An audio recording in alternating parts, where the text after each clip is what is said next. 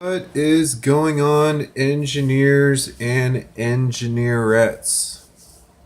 Today we're going to be doing the secant method for numerical analysis. What does that mean? Well, we are going to get to that.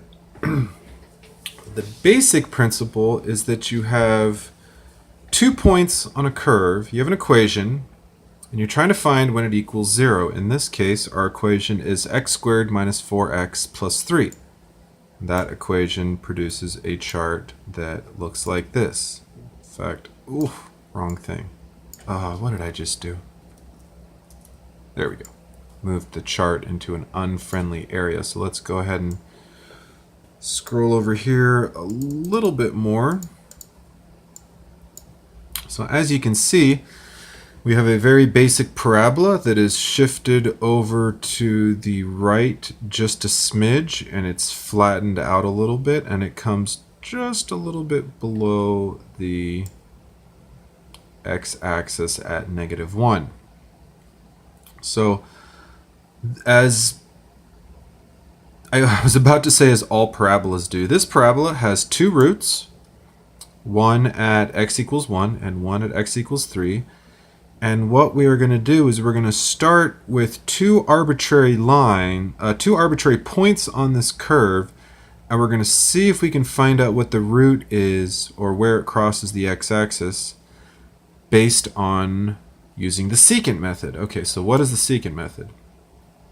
Well, this is probably not going to be a terribly comprehensive video into the secant method, but I'm going to at least give you kind of a quick overview of it so that you can hopefully at least have an idea of how it all works.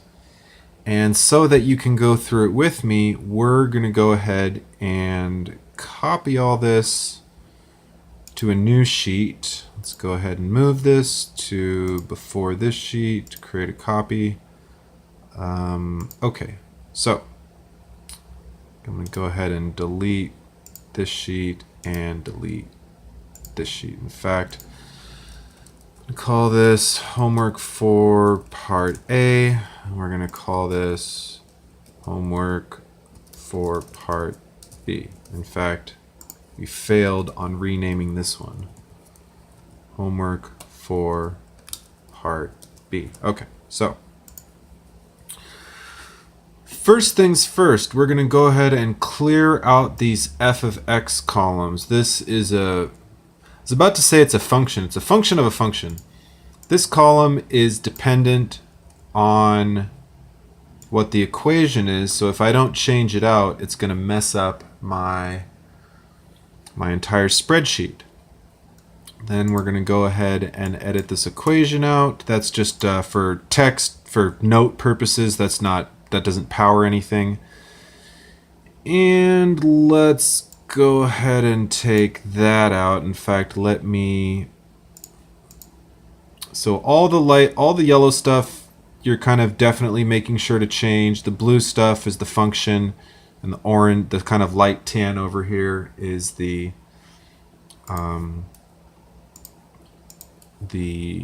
value that we are looking for. Let me go ahead and reset that. Okay, so let's pick a new function. Let's pick a cubic function. We'll call it x cubed plus 6x minus 8. Doesn't really matter. We don't know what kind of domain we're going to be using, so to start with, let's see what we're looking like between -5 and 5. So we'll go ahead and use our standard equation. We'll go plus this column to the power of 3 plus 6 times this cell minus 8. Thanks to the order of operations, that should give us the correct value in this field, and it does.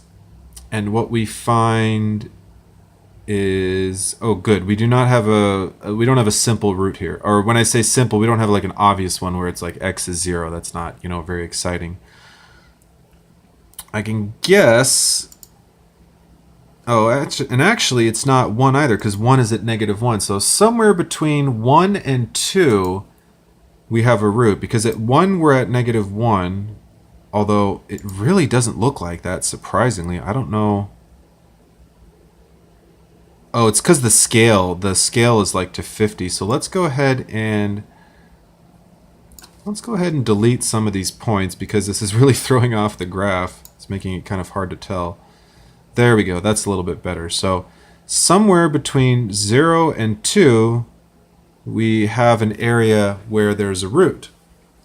There's only one root that's crossing the x-axis where this equals 0, or y is equals 0, I should say. So what we want to do is we want to find that root. Now, of course, we could, in this specific case, we could try to factor it, or do some guess and check. But the point of this exercise is to teach you a method that you can use for more advanced and more ugly functions. So if you had like x to the 7 plus x to the 6th minus x to the 4th, etc., etc., you're not going to be factoring that. So let's set our domain minimum and maximum. Let's go ahead and set our minimum to 0, and we'll set our maximum to 2. That should be fairly obvious.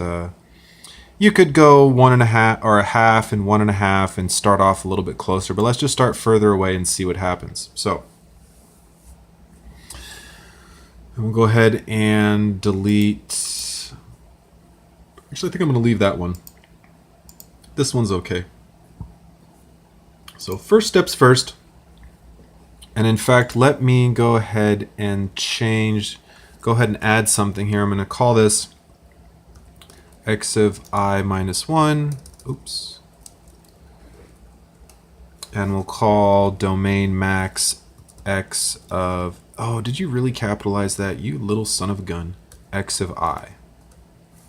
Hate auto capitalization. Drives me insane. Okay, so x of I minus 1, we're going to start at 0, which leaves x of I at 2. Now, we need to fill in the rest of these. Now, I've already kind of added some functionality to this spreadsheet. The most important, there's two pieces of important functionality that you're going to want to add. The first one is how to find the x of I plus 1, and you can kind of see the equation in there. The equation of x of I plus 1 is based on this. So x of I plus 1 is x of I minus 1 times f of xi minus x of I times f of xi minus 1, all divided by f of xi minus f of xi minus 1. So go ahead and pause the video here, write this down, and that is going to help you with the column that I showed you. And this is our class example, and I went ahead and kind of labeled the columns here so that I could make sure I coded it in correct. And I actually started the first spreadsheet with the class example just to make sure that I was coming in correctly. And you'll notice that between the second part and the first part, my spreadsheet got a little more complicated, but that's okay. I love me some spreadsheets. So, of course, you could do this in MATLAB. I just happen to be doing it in Excel because I find it to be a little bit quicker. I've used Excel for 20 years. I've used MATLAB for a year and a half. So, anyways, MATLAB's cool. Just I'm a little more comfortable in Excel. Anyway, so back to part B. So that's what this equation is here. B2 times E2 minus D2 times C2 all over E2 minus C2. Now don't just copy that in, because if, for example, if you decide not to have an iteration column and you try this B2, E2, D2 stuff, your equation's all going to be wrong. So use this as your guide to which columns, what columns you need to call out. So we have value times a value minus a value times a value, all divided by a value minus a value. That is the basics. So that is what this column is, and you can go ahead and fill that all the way down as many iterations as you need. I'm at 20 right now, but you could fill it down as much as you like. Now our tolerance, we currently have at 1 times 10 to the negative 7. I kind of based that on my last problem here. We'll see whether or not that turns out to be a decent tolerance. We can certainly go ahead and change that as needed, which is of course one of the wonderful things about Excel. I can change that whenever I feel like it. So back to the task at hand. You will also notice that I have populated these cells. So after the first iteration, x of I minus 1 gets pulled from x of I. And x of I gets pulled from F2 over here. So this is something that you can also, once you get that in there, once you figure out that the second iteration's x of I minus 1 is the first iteration's x of I, go ahead and fill that all the way down. Go ahead and take this and fill that all the way down, pulling from the F column. And this, again, like I said, this is that calculation. And this is, of course, why we had the arrows in our notes. We pulled the x of I over to this column. We pulled the f of xi over there. Now I'm calculating those, so I didn't really have to worry about that. But what you're going to be looking for are the blue arrows and the orange arrows. So the blue arrow was x of I to x of I minus 1. The orange arrow was the x of I plus 1 over to the x of I. So that's where the iteration comes in. If that's a little bit confusing, I'm sorry, but like I said, this video is not exactly meant to be a comprehensive review of Secant. It's more like if you're somewhat familiar with the Secant method, but you want to use it in Excel. That's kind of what I'm thinking for this video. Anyways, let us continue. So where are we? We are talked about this column, those columns filled. I have a little tolerance check here. By the way, make sure you take the absolute value of G2. So if the absolute value of G2 is less than our tolerance, then we pass, otherwise we fail. Currently, they're all zeros, so of course we passed, yay! Alright, let's get back to work.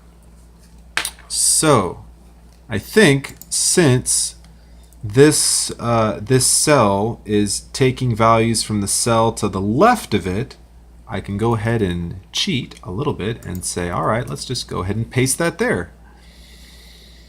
And let's go and fill that all the way down, and then we'll copy this and we'll paste it over here. Again, these columns, this f of xi minus 1, f of xi, and f of xi plus 1, it's all just like y and x. You know, you're just taking the value on the left and operating on it based on what your function is. So it's there's nothing.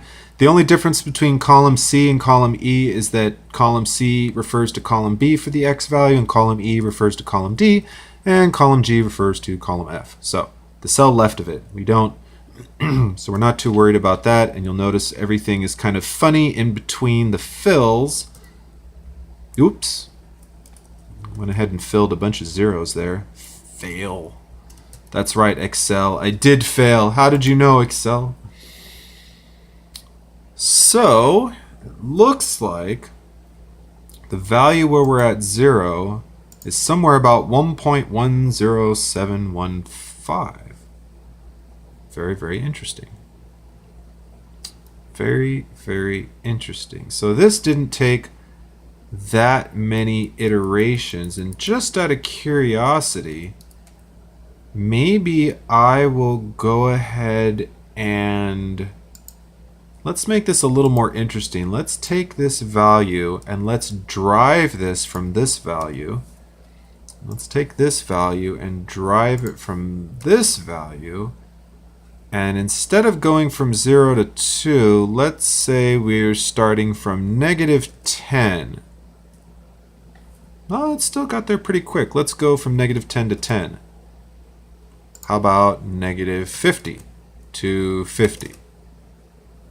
So you can see that one of the real advantages of the Secant method is that even if you're starting way, way out, now in this particular case it converges because we have a cubic, but it may not always converge. But in this particular case, we're converging either way, no matter how far out we start. So even starting up from negative 50 to 50, we're looking good, and we're converging, over here around the 8th iteration. Now let's go ahead and make this fail. Let's start at, so we know the root is 1.10715. Let's start at 2.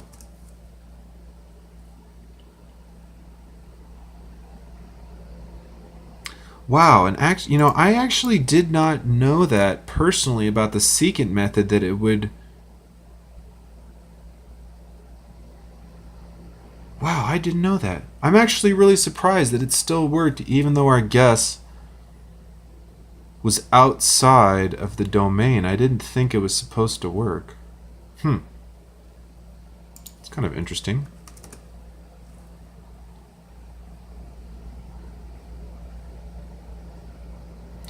Yeah, so it's actually driving the value down. I didn't know that. You learn something new every day.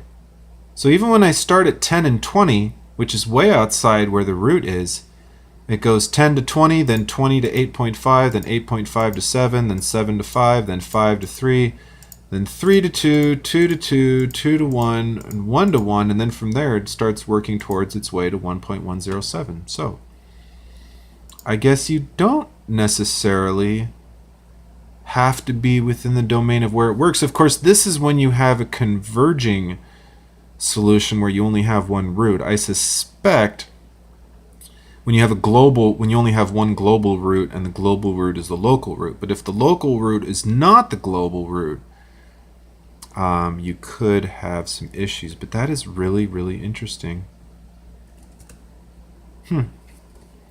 So let's go ahead and finish off the homework real quick, because isn't it nice to finish homework, right? Let's go ahead and move that to there. We'll create a copy. Let's delete that. So we'll rename this. Oh my gosh. Homework for part C. So let's go ahead and reset our spreadsheet. We'll get rid of all our functions here. In fact, I could really drive these all to each other. I could drive, this one could be that one. It's actually a lot better idea. We'll make this one that one too. We'll go ahead and reset our function here, our little note. We'll go ahead and delete our domain. So let's go back and let's choose let's choose an even number. So how about x to the power of 6 minus x to the power of 5 plus x to the power of 4 plus 7. No, plus 8. Make it even. So that's kind of a mess, huh? Let's take a look. Let's get some values in our x and y here so we can kind of populate a graph and see what happens. In fact, maybe I can just, Tom, maybe I will go ahead and wrap this real quick. There we go. Nothing I hate more than having an unnecessarily wide spreadsheet. I'll just call that IT for iteration. So I don't want to have to keep scrolling to the side to look at my chart. All right, okay. So let's start from maybe -10 in increments of 1. Let's see what happens. So -9. Let's see if Excel wants to pick this pattern up. It probably will. Go ahead and clear that out. Oh, that didn't work. So we have to the power of 6 minus this cell to the power of 5 plus this cell to the power of 4 plus 8. And that is an ungodly huge number.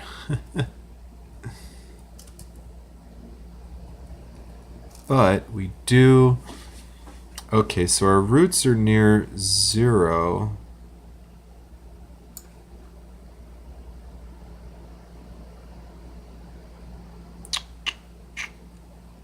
-1 and 1. Alright, so let's go -1, -0.9. Let's see how that looks. See if we can get a little more definition. Excuse me, on this graph here. Not real. Oh, I know. I think I know what's going on. Yeah, let's go ahead and... there we go. Well, we are above the... That's not really good. We're above the x-axis, so that's going to be kind of a problem. How about 8? We're at 8. Oh, all these zeros.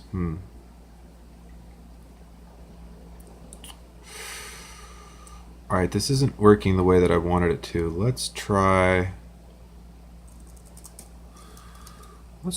x minus 4 to the power of 6 plus x plus 2.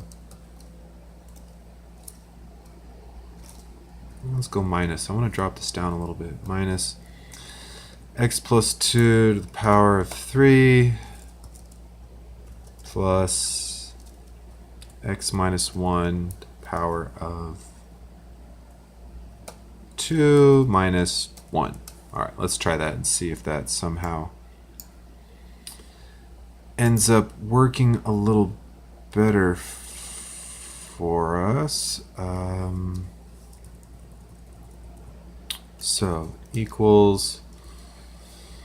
I'm gonna need a few more parentheses here. Okay, so...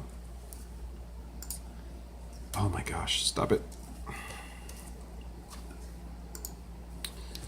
Equals this minus 4 power of 6 minus this plus 2 power of 3 plus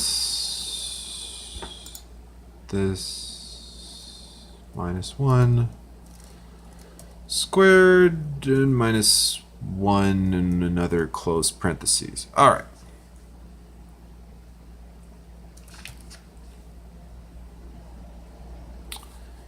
And let's go back to a slightly more standard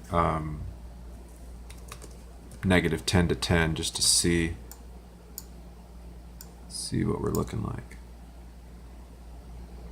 Okay, that's a little more like what I was kind of hoping for.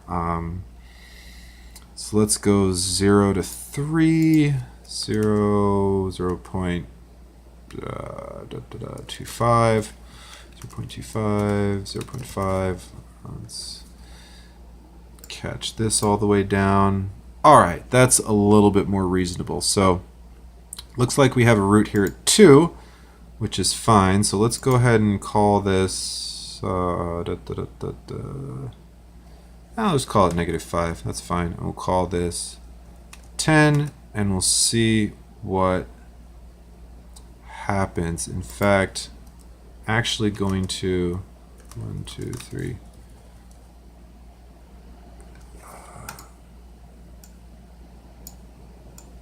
Let's see if I can find a few more roots real quick. Ooh, not really. Let's try -3, -2.5.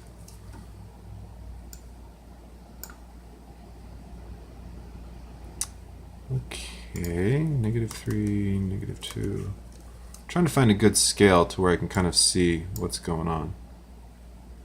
Alright, that's slightly better. Let's try -10, -8.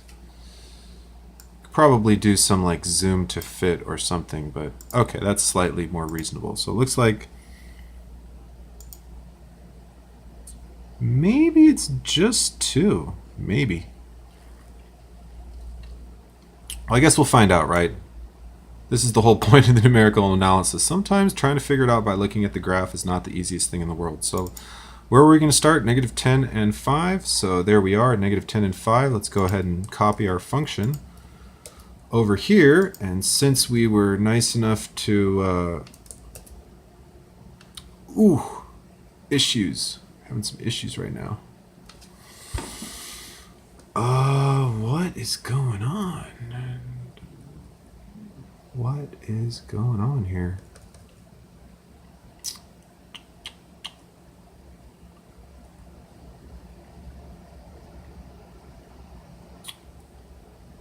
Something is not working very well. Divide by 0. Why are we trying to divide by 0?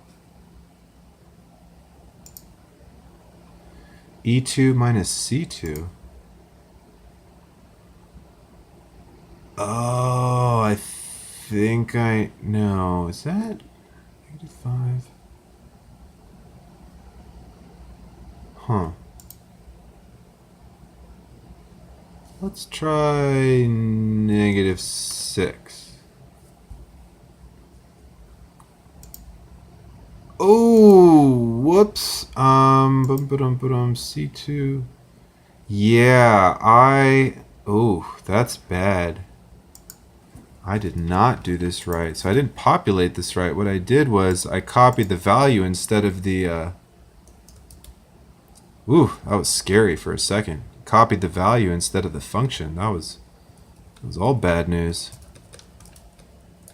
Okay, let's go back to trying to be somewhat successful with this. All right, so it looks like 7. Really? 6.97? Okay. Would not have guessed. Yeah, actually it makes sense because look from, okay, so let's go from 0, 0.5.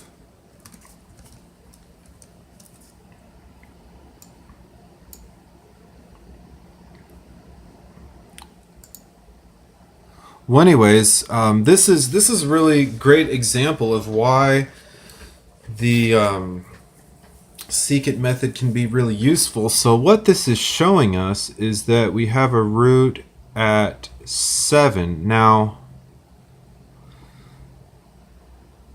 I guess it's going to the 7 because we have 10. I wonder if I hit 6 as our upper domain, does it go to 2? Or is it even trying to go to 2? That's the other question.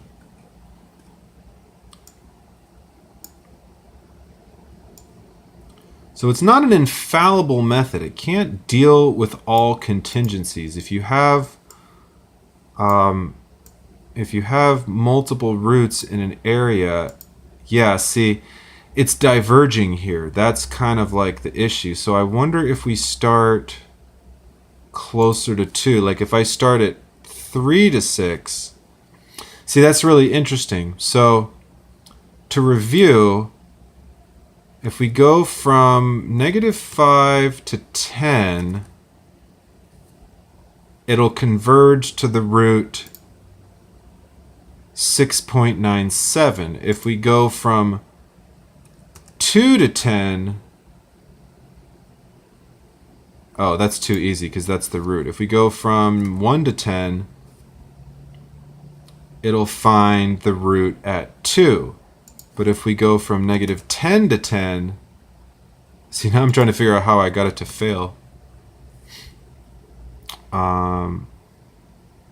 Gosh, I gotta go change, like, let's see here. What was the... There we go, negative 5 to 6. Okay.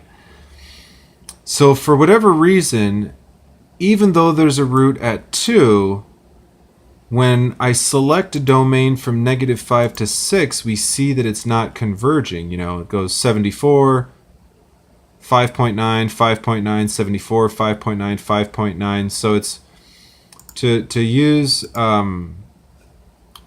paint. You know, what kind of happens is that so you know you have your graph, right, and then you have your other graph. So what can happen is, if you have like a curve with some kind of root like this, what it's going to try to do is it sort of goes, I'm trying to think of a good way to draw it, but it's kind of like that, and then it just keeps going back and forth in this sort of weird crisscross pattern that never really gets close. Now these aren't roots, but you get the idea. It sort of does this pattern where it goes back and forth and it never really gets close to what you're trying to do. So it's not a perfect method, but it does definitely have its advantages. Let's go ahead and change this back to 10. Yeah, and see, I change it back to 10. I wonder if 15, yep, 15 still works. How about 30? Ah, see, that's really interesting. So when I go up to 30, it finds the root at 2, but when I go down to 15, it gives me the root at 7. So, as we've been talking about, it's not always the most predictable method. It's predictably unpredictable, especially when you have even, when you have multiple roots anyways. Just because something's even or odd doesn't mean it will or won't have multiple roots. It sort of depends, of course, right? Because you can have a cubic function that looks like this, and then only have one root, right there.